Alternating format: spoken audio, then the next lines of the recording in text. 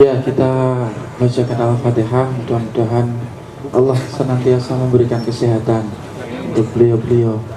Ala hadhihi Al-Fatihah. A'udzu billahi minasyaitonir rajim. Bismillahirrahmanirrahim. Alhamdulillahi rabbil alamin arrahmanir rahim maliki yaumiddin. Iyyaka na'budu wa iyyaka nasta'in ihdinas shiratal mustaqim. Shiratal ladzina an'amta 'alaihim ghairil maghdubi 'alaihim waladdallin. Amin. Monggo Mas. Terima kasih. Saya perlu menginformasikan kepada teman-teman semua di sini bahwa dalam bulan-bulan ini kita cukup keliling hampir paling di rumah sehari sudah berangkat lagi sejak dari Mandar ke Jakarta juga di Kenduri Cinta, terus di Padang Bulan, di Bang Wetan, dan tadi malam terakhir di Baradah. Ini majelis Ma'iyah yang berada di Sidoarjo. Temanya hampir sama, semua mencoba melakukan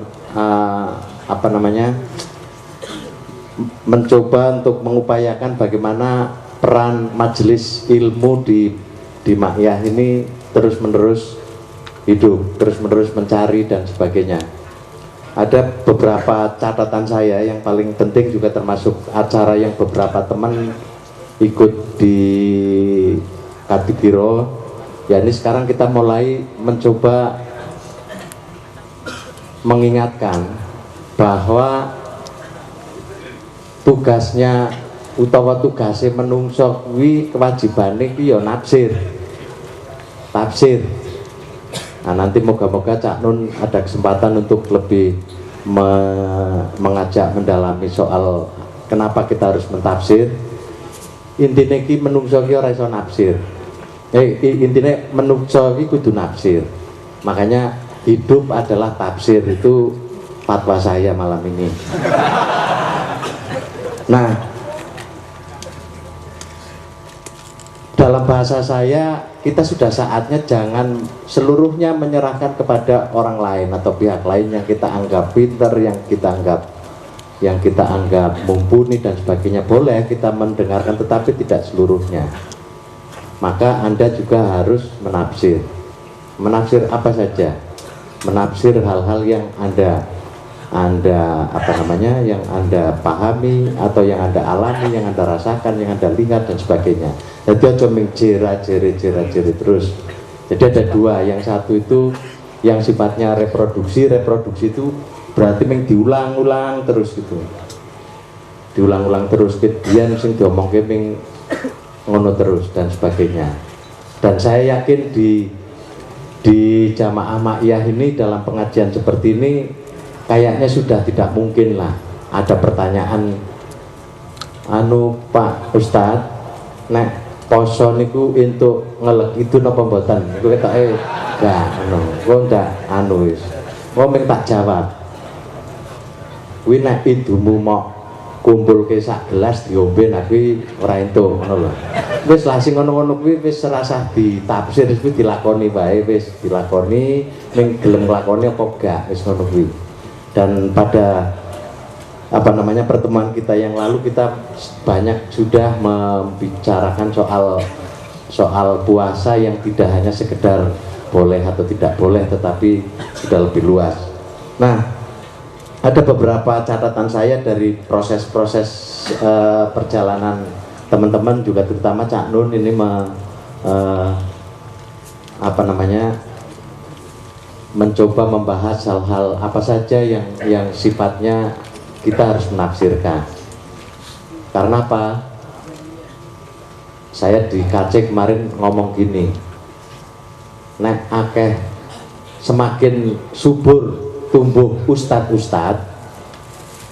itu indikasi bahwa ternyata jamaahnya pokok-pokok. Jadi semakin gak ada ustadz jane semakin jamaahnya kudune ngono kuwi anune. Kita bukannya ustadz itu jelek, tidak, tetapi kita sedang mencoba mengembangkan bahwa yo kabeh ki wong ki iso nafsir, kabeh ki iso melakukan pembelajaran sendiri dan itu yang bisa menjadi diskusi kita bersama. Jadi di Makyah ini tidak tergantung dengan seseorang, tetapi kita lebih banyak untuk mempertukarkan pengalaman, mempertukarkan pemikiran dan sebagainya. Kira-kira seperti itu, dan puncaknya kemarin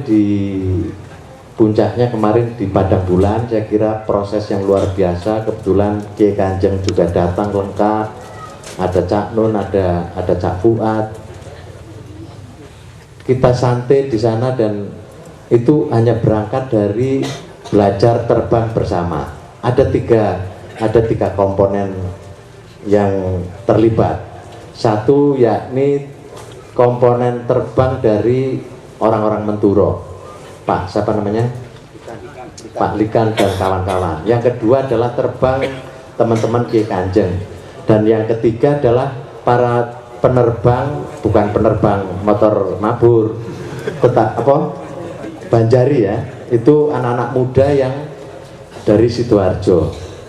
Nah, ini cukup menarik dari proses yang proses yang dibawakan pada waktu itu Cak Nun yang memfasilitasi. Ternyata beda ki onine terbange wong Jombang karo Kiai Kanjeng karo sing cacah nom-nom saka Sidoarjo itu. Betapapun Kiai Kanjeng juga pernah belajar dengan orang-orang Menturo yang para ahli terbang itu, ternyata tetap berbeda. Seperti yang padahal teman-teman Menturo sendiri mengutarakan, wah saya itu kagum dengan Kiai Kanjeng karena cuma belajar berapa hari Mas Ijit? Mungkin 3-4 jam tapi wis iso kiki. Nah sementara teman-teman Kiai Kanjeng mengungkapkan bahwa iso secara teknis iso apik ning sok rasane ora kecekel. Mas Ijit mengutarakan ada banyak orang bule yang belajar gamelan dan kuwi gamelan sing klasik-klasik ngono ya, dan dia bisa secara teknis iso apik, seragam, serempak ngono kuwi. Tetapi sing ora iso kuwi ambune. Ngenge rasane sing ora iso. Nah, itu menandakan apa? Menandakan bahwa nah dari situlah bisa diketahui terus apakah dari kultur yang berbeda, dari pengalaman hidup yang berbeda itu bisa ketemu.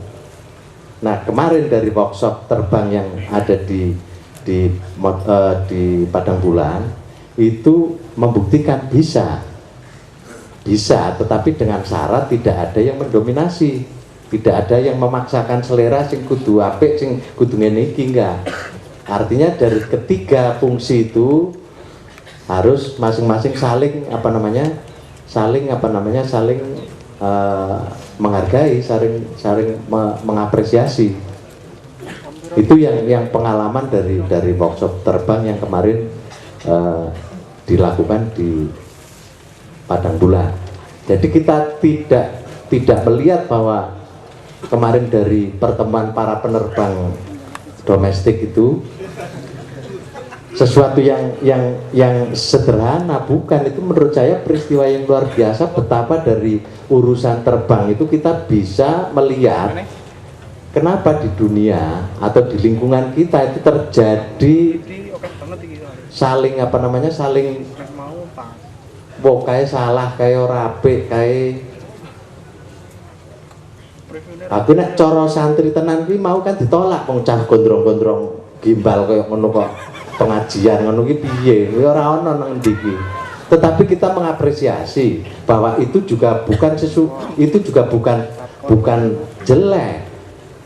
Tetapi ketika kita apresiasi, ketika kita kita juga menghormati, itu juga menjadi bagian yang menarik dalam hidup kita gitu. Jadi kowe ora usah kuwatir, kowe ora salat ki ora masalah mungkin. Wong aku wae urung kok. Itu jadi ini yang saya kira barangkali kekuatan makyah itu di situ.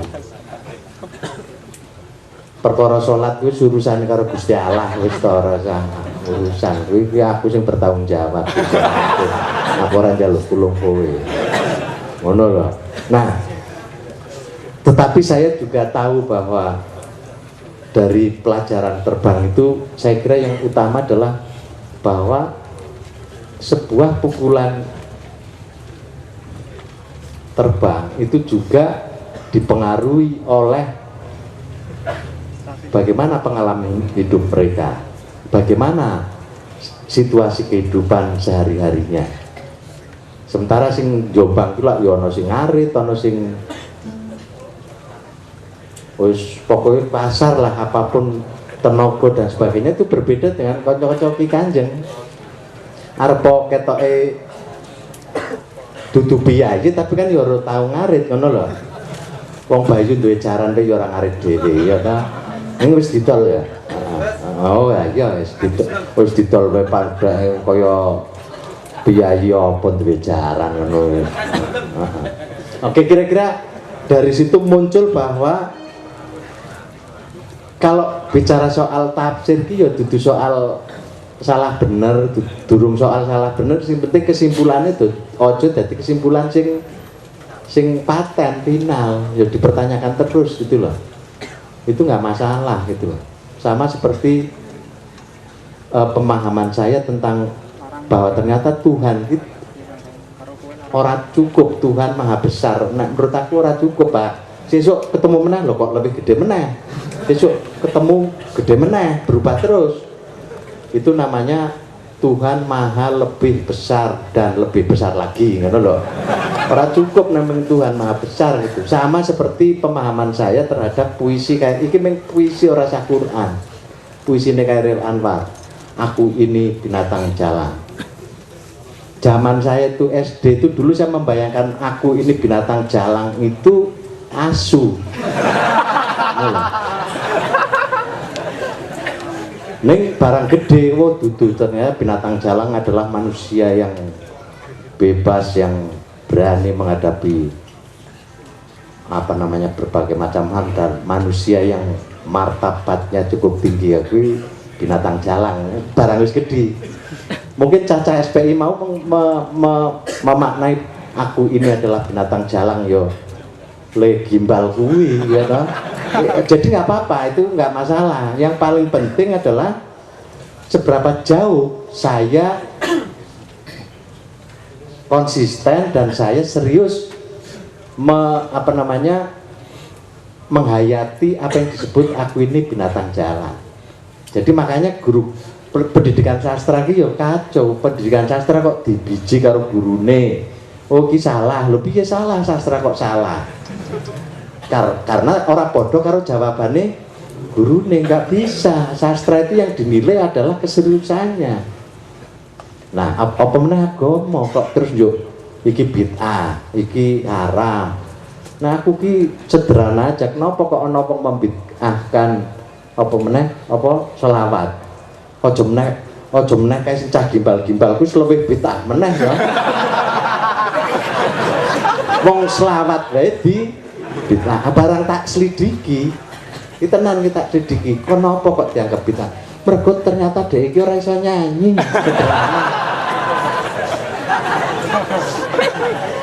Upama nyanyi barang ki nek fales ki sing lumayan. Kupinge wis nolak, ngono lho. Iki wis kacau ngono lho. Jadi lah yo nek ngono terus ditutke lah piye coba? Wong gara-gara wong ora iso nyanyi terus yo ora seneng nyanyi terus membid'ahkan nyanyi ngono lho. Nah itu, nah makanya harus hati-hati gitu. Nah kayak saya yakin lah urusan kayak gitu mak ya wis lulus lah, wis katam lah, wis ora mangsane ngono-ngono kuwi ngobal-obal tenaga nek ngarep diskusikan itu gitu. Kira-kira seperti itu. Mohon silakan yang sudah siap. Jadi ini soal tafsir nanti kita perdalam kalau Kiai Utama sudah hadir di sini. Saya tidak berani, aku rung katam malah mengkleru kowe. Nek kleru aku sing kleru sing mlebu neraka aku dudu kowe kan repot ya toh.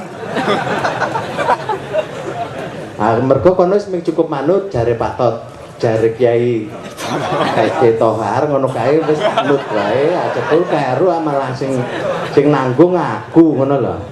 Ning aku jane iki seneng Gusto kok aku jane asline. Oke, silakan. Sing wis siap. Oke, satu. Ini yang dulu ya. Apa anyar? Ya ora apa-apa lah wis. Sing penting anu ya. Jelas apa. Lagi, silakan. Coba mbok. Sing merata ngono lho. Oke, aja ming siji. Coba telu-telu nanti pakainya aja. Coba siji. Satu lagi. Ayo Mbak. Oke. Sambil anu ya, sambil mikir-mikir wong takon ki ya cok angel wong jan kecil iki kan ora takon. Sekolahan iki ora tau kon takon, ming kon jawab. Jadi nek kon takon ki ya oke si jeneng. Oke. Sambil menunggu yang lain silakan.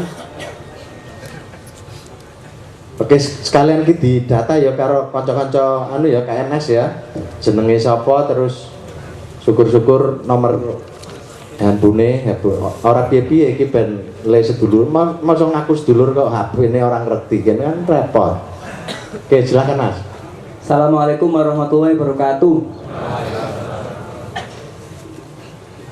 Pak, saya ingin tanya tentang Merdeka. Jenenge dhisik. Saya Tasib dari Brebes. Nomor HP nek duwe Lupa ya nomornya. nanti langsung ke Mas anu ya kanca-kanca KMS nggih. Insyaallah. Belum percaya ya. Oke, langsung aja. Saya penasaran tentang arti merdeka, Pak. Merdeka kadang menurut pelajaran sekolah kan terbebas dari penjajah Belanda atau penjajah Jepang, penjajah asing itu. Nah, sekarang tadi setelah mendengar nyanyian orang gimbal tadi kok ya ternyata sekarang juga masih terjajah itu. Terjajah ekonominya, terjajah kepolitikannya dan harga dirinya juga termasuk lain-lainnya juga terjajah. Nah, karena kita masih terjajah, itu kan harusnya kita gelisah gitu. Tapi kalau saya melihat masyarakat sekitar kok santai saja itu loh, tertawa-tawa itu loh, tukang becak ya tertawa, di pasar itu tertawa, ibu-ibu ya senyum-senyum tertawa, gembira, hari yang gembira itu, senang tuh. Ya padahal ya saya pikir mereka ya susah tuh, harga-harga naik macam-macam, anak-anak sekolah juga mahal itu. Kok mereka senang gitu loh. Dan kalau tanya ulama juga pengajiannya ya ngadem-ngadem, ayem gitu loh. Ya sabarlah, jadi rakyat kecil sabar itu. Jadi kalau sabar gitu. Kita kan sudah punya pemimpin yang ya amanah itu, yang memenuhi janjinya gitu. Gitu. Yang bisa baca Quran, bisa sholat gitu. Jadi diem-diem sabar itu. Nah, padahal loh ini kok ada yang menggelisahkan, ada juga yang ngeyem-ngeyemi. Nah sebenarnya kalau mau mengerti masa depan kita itu mau diapakan Indonesia ini loh, kalau terus-menerus begini gitu. Apa yang mapan tetap mapan, menikmati kemapanannya itu sebenarnya, atau gantian yang muda-muda ini, yang gelisah ini yang memimpin itu. Lah kalaupun yang gelisah ini memimpin, nanti jangan-jangan seperti dulu, seperti kasusnya Pius Yusriana, Andi Arief dan lain sebagainya, yang katanya waktu itu ada PRD itu katanya gelisah mendirikan Partai Rakyat Partai PRD itu radikal dan lain sebagainya. Tapi nyatanya setelah mapan ya mereka ya lupa. Ayo, gelisah yo pas durung mapan kuwi. Ini berdoa ya. Rakusnya itu sama saja ya. Jadi siapa yang perlu dipercaya kalau semuanya kayak gitu? Kalau mungkin mereka gelisah itu kayak cerita Inggris dulu, waktu saya belajar bahasa Inggris itu ada cerita rubah yang melihat anggur terus berusaha naik, nggak bisa-bisa, akhirnya ngomong anggur itu pahit itu. Padahal itu karena ketidakmampuannya menikmati anggur itu, karena ketidakmampuan mengkritik anggur itu pahit. Setelah dinikmati kok ternyata enak, ya dipertahankan enaknya itu. Nah, dulu waktu melawan Orde Baru sulitan karena represif tuh Orde Baru. Waktu baru ngomong satu kata sudah di penjara, sudah diancam. Ternyata setelah berkuasa sekarang biasa aja. Iki bang iki jane gue seneng wae aja ngomong negara ya jangan rada aku ya. Iya. Ya kumat lagi itu. Wis poso sedina wis ngrekoso banget iki nggo mikir. Ampun. Astagfirullahaladzim. Ya wis ngono ya. Lupa saya kumat ya. Lho iya. Aduh, ya. Mohon maaf. Soalnya mau ya ana lho wong sing merdeka ning ora iso guyu ya ana. Dadi aja di ya. Mohon maaf. Saya sebenarnya mau nanya tentang tafsir aja ya. Oke ya. Tentang tafsir. Di surat Ali Imran itu ada tentang surat Ini tak catat ya. ada ayat muhkamat, ada mutasabihat. Aku ngerti Imron itu kan syukur ya. Yang muhkamat jelas, yang mutasabihat itu yang perlu takwil dulu. Yang tahu takwilnya hanya Allah dan yang rosihul ilmi.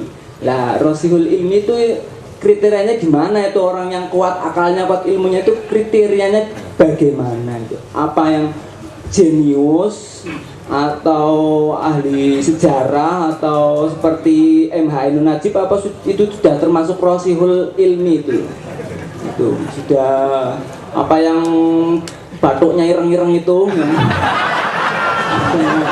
katanya Asari bakal sujud katanya, apa itu yang dinamakan rosihul ilmi itu saja pertanyaan saya. Assalamualaikum warahmatullahi wabarakatuh. Iya aja berat-berat lah mengiki. Iki kok anune gangguane poso ki siji. Wong ngelih ki jan nggo mikir angel ku dadi. Oke, silakan. Oke. Tak catet yo ki ya sing Ali Imran ya. Aku iso jawab ning kok malah repot nih. Ya silakan.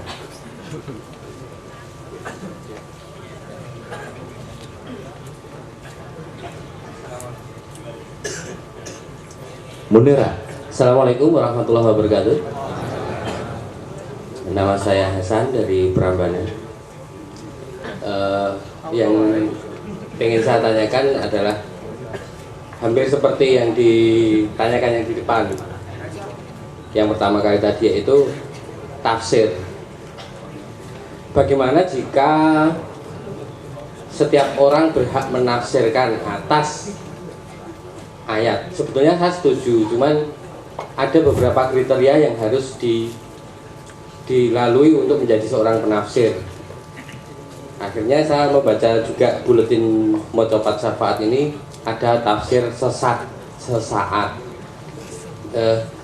Saya juga sering membaca tulisan-tulisan siapapun, kalau semuanya ditafsirkan dengan bebas atau dengan pola pikir masing-masing, akhirnya semua hanya yang terjadi bukan kebenaran tapi merupakan pembenaran saja, dan kebenaran itu bukan pembenaran itu bukan kebenaran. Apa kriteria?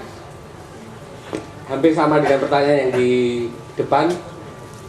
Yang berhak memberikan tausiah atau pencerahan terhadap sesama ketika akhlaknya sendiri itu juga kurang pas untuk memberikan tausiah kepada orang lain.